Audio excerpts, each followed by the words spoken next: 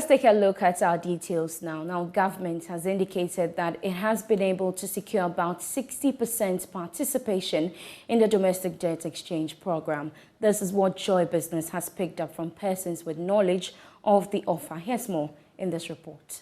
This is based on results we've picked up last night, February 7, 2023. According to persons working on the offer, government could hit the 80% target come Friday. This is because some of the institutional investors were in the process of submitting their documents as of last night, and this could impact on the subscription numbers by the end of the week. According to government, it has witnessed high participation by all the major commercial banks, insurance firms, institutional bondholders, and even individual bondholders. Joy Business is learning that, as of last night, it was only 2 of the major banks that had written for an extension to finalize their process today in terms of submitting their documents. The Ministry of Finance is also rejecting reports that it was forced to grant a 3-day administrative window for bondholders under the program because it was struggling to get the required participation. However, sources say the program will not include pension funds. Government has in the meantime indicated it will announce the results of the domestic debt exchange program on Monday, February 13. However, settlement will be done on Valentine's Day, that is 14 February 2023. Joy Business is also learning that closing the deal next week might help government in its quest to meet the first quarter ending target for securing an IMF board approval for Ghana's economic program. Economist and research lead at GCB Capital has described as great success government's ability to get more than 60% buy-in of bondholders. He's optimistic this could get government to reach a board-level agreement with the IMF.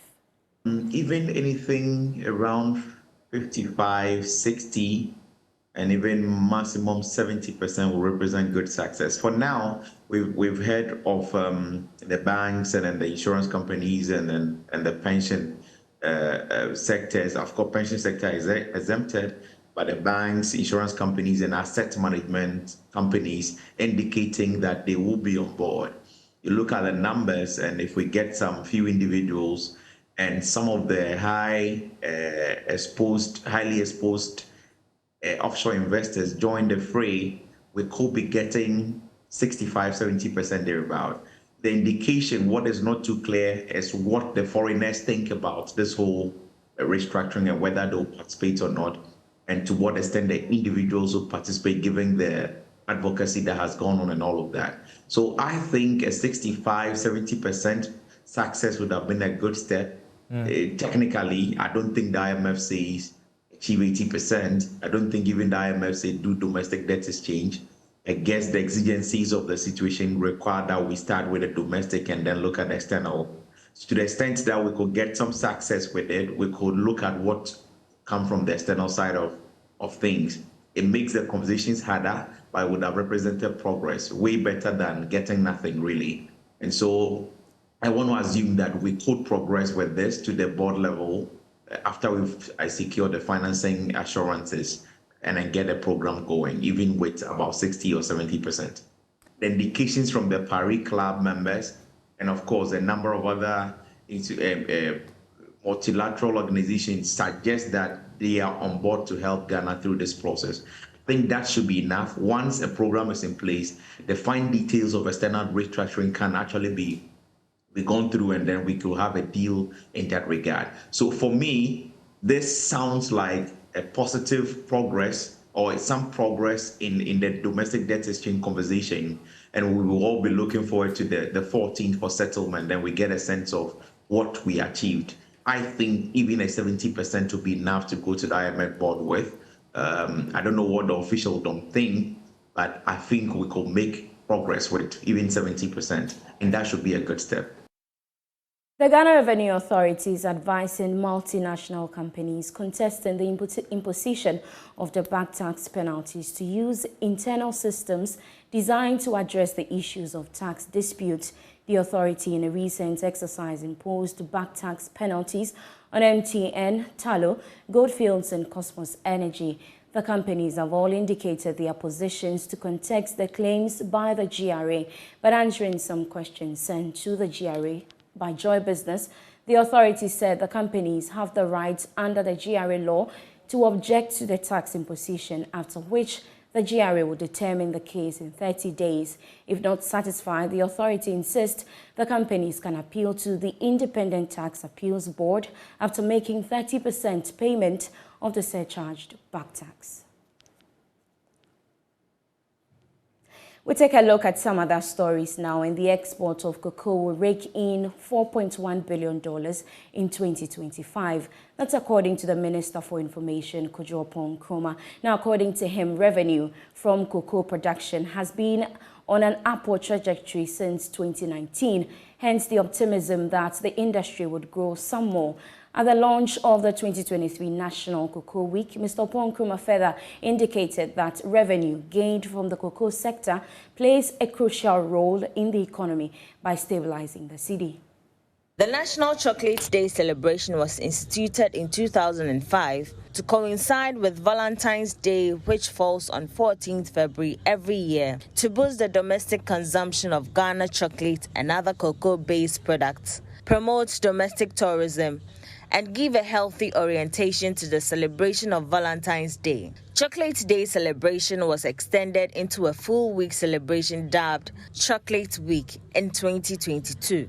Speaking at this year's launch of the National Chocolate Week, the Minister for Information, Kojo Oppong-Nkrumah, expressed optimism about cocoa raking in more revenue through this project. On the average, we are producing about 700 metric tons of cocoa per year since 2012. And it's estimated that the contribution of cocoa to Ghana's GDP will rise to about $4.1 billion by 2025. Cocoa is the third largest foreign exchange earner for the country after gold and crude oil. And revenues from the industry have been on the upward trajectory since 2019. Specifically in 2019, we earned about $2.2 billion, $2.3 billion in 2020, $2.8 billion in 2021, and we're hoping to grow some more. So you agree with me that the cocoa industry is playing a significant role in stabilizing the local currency, among many other things. Deputy Chief Executive of Ghana Cocoa Board, Emmanuel Ray Ankra, called for a holistic approach to scrap the 35% tax imposed on cocoa processing companies. According to him, this is a disincentive to startups. We have realized that some current tax regimes are affecting efforts to get more entrepreneurs into the cocoa processing and value addition, especially those who are into small-scale cocoa manufacturing or cocoa processing.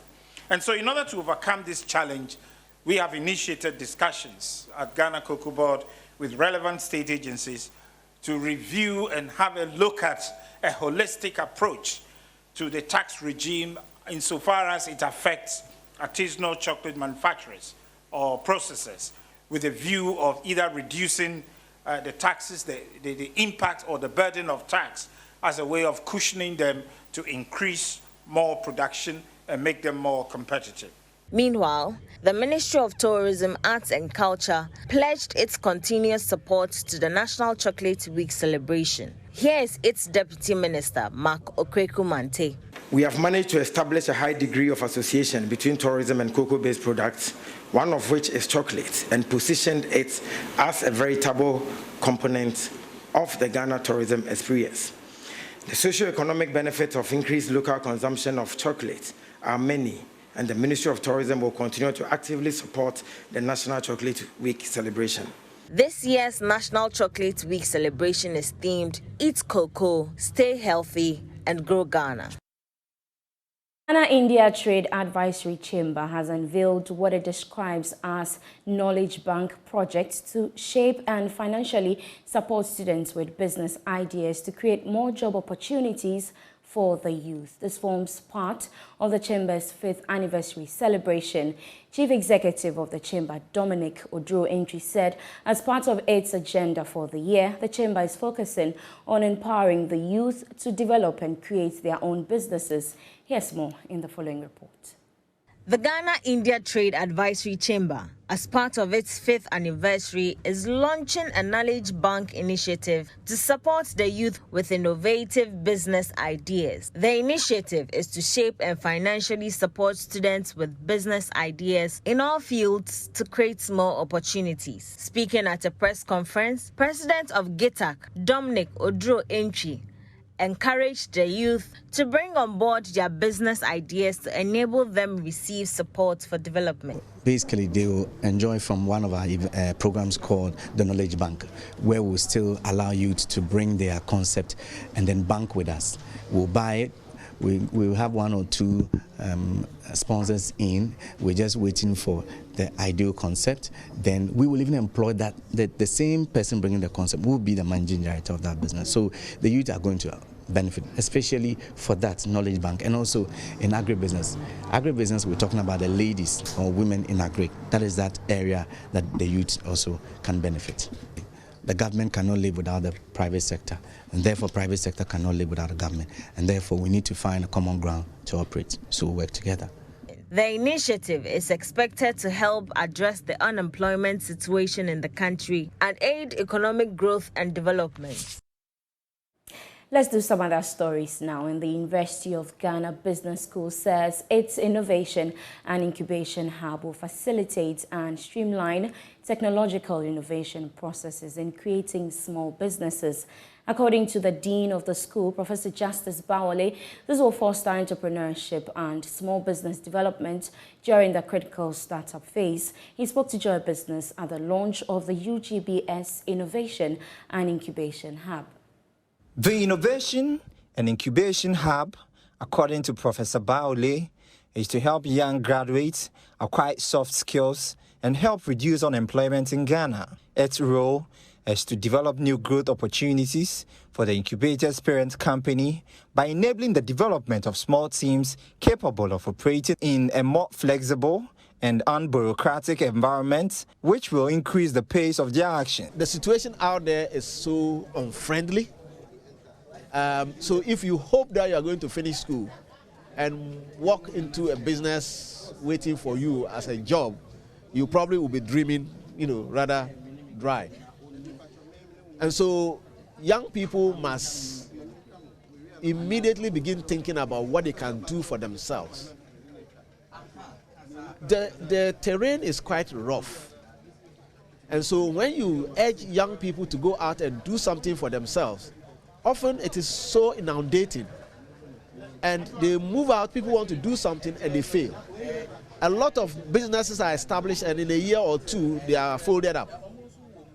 And one of the key reasons is that people are not told exactly what it is like to run a business, especially within the African context. And so whilst we urge our students to go out there and make a contribution by establishing the business and not to wait until they can find a job, we are also putting our money where our mouths are to say that this is what we are asking you to go there and do. But we want to capacitate you enough so that when you attempt doing it, you can succeed. The University of Ghana Business School is calling on various industries to support this initiative to bridge the unemployment gap in the country. Now, some vehicle owners are unhappy about what they describe as a difficult motor insurance acquisition process. According to them, the National Insurance Commission should streamline the activities of these insurance companies to increase penetration. They also called for the digitalization of the processes. Here's more in this report. There have been a lot of concerns with respect to insurance in the country, with its penetration as low as 2%. One of the commonest one had to do with motor insurance. We have most of these drivers complaining with respect to the processes that they would have to go through all the way to get motor insurance. I have some of the drivers here. Let me engage them to know what's really the situation on the ground. With respect to motor insurance, your view on it to say? In my opinion, it depends on the insurance company the driver is registered with. I have no problem with my insurance company. They are always at your service when you call on them. They do not delay in paying your insurance claims when it matures. I do not agree with claims that motor insurance is of no benefit. This is because the comprehensive policy covers the driver in terms of motor accident, but the third-party policy does not. But reports say almost 82% of drivers are or more Ghana Air say there is no benefit with respect to motor insurance. Comprehensive driver by third party. As it stands now, there are numerous insurance companies in the country, so if your policy is not lucrative, you wouldn't get customers. I do not buy into the idea of digitalization motor insurance policies and its registration, since the manual registration is not giving us problems. Right. So these are some concerns of some of the drivers here at the new plant station and Circle. Now, I would want to engage some more of these drivers to know what's their perspective, or what, according to them, what has been their issue with respect to insurance generally in the country. That is motor insurance for that matter. Let's get in touch with more of them.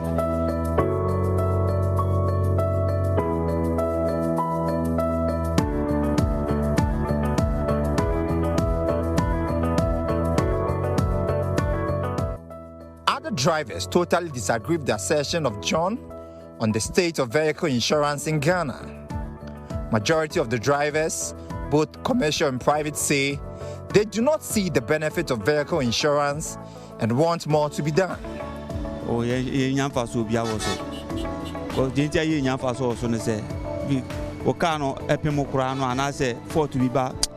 We as drivers do not benefit from the insurance we purchase because it is difficult to follow up with the insurance provider for assistance when there are problems with the vehicle, such as scratches or dents.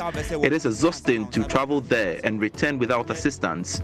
When you do receive assistance, however, you will have lost money because the cost of the transportation and other expenses spent as a result of requesting assistance from the insurance provider are almost equivalent to the amount of money you will receive from the insurance provider. How does it be? And drivers, you like a crazy account 23 as 18, 19.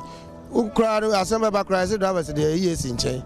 And insurance and so on, and a board dean, comprehensive and a board dainty. Carry for 90 million. A third party, so yeah, assemble cry, wow. The third party isn't helping. It has made the insurance very difficult and expensive for us to plead with the insurance company to reduce the price. So some link it to the delays in the payment of claims, and to a larger extent, the unwillingness of some insurance companies to pay the claims. According to them, they only show interest in vehicle insurance because it is mandatory and enforced by the police. Ghana, the insurance, drivers. Service, we have problem. Now, with the Bia, Afibia, say Wumpa, and so Ucha. But a Wuna Ucha, now we have some insurance from when you have road insurance, you must renew it annually. However, if it expires and you renew it, then you get into trouble. The insurance companies won't help you, so there is no benefit of insurance in Ghana.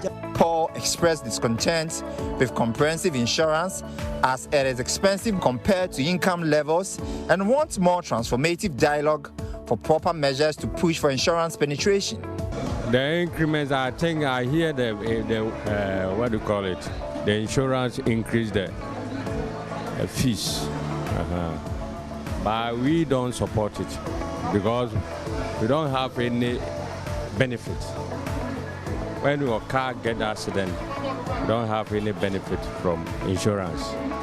When you say you don't get any benefit from it, what do you mean? What are some of the things that has been happening? When they hit your car, at that time you negotiate. Our mind, we don't think about the insurance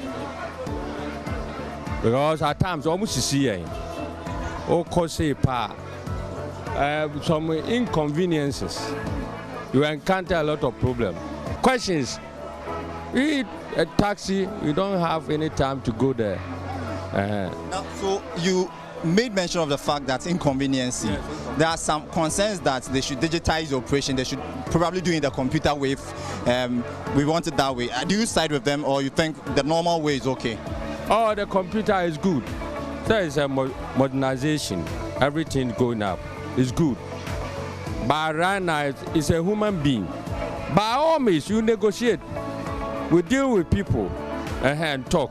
We don't have time. If you cry now, right now, say, be bad telephones in the air, you know, it's difficult for us.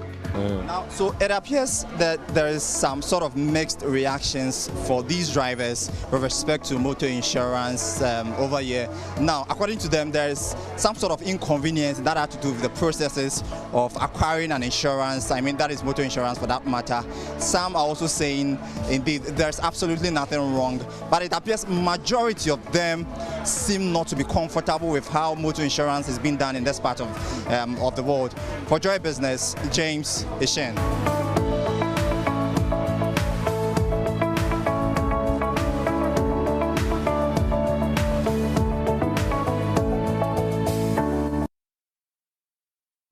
The National Petroleum Authority, NPA, has announced that it is set to drag 47 oil marketing companies to court on February 22, 2023 for non-payment of debt. These are levies that the OMCs have collected on every litre of fuel sold to consumers as primary distributors' margin over the years. The authority, in a statement, also maintained that failure to pay the debt on the set date will result in a publication of the names of the directors behind these companies, as well as the amount owed. We want to take you through some of these corporates now on your screen. Now, the National Petroleum Authority wishes to advise the underlisted 43 oil marketing companies, that is Apex Petroleum Ghana Limited, Best Petroleum, Bisville Petroleum Services, Black Rock Energy Limited, Capstone Oil Limited, Champion Oil Company Limited, Deep Petroleum Limited, Deliman and Co Limited, G&G Oil Limited, Galaxy Oil Company Limited, amongst others. And that's how we end the bulletin tonight. For more news, please log on to myjoyonline.com/business. My name is Beverly Broohm. I leave you with Money Lab.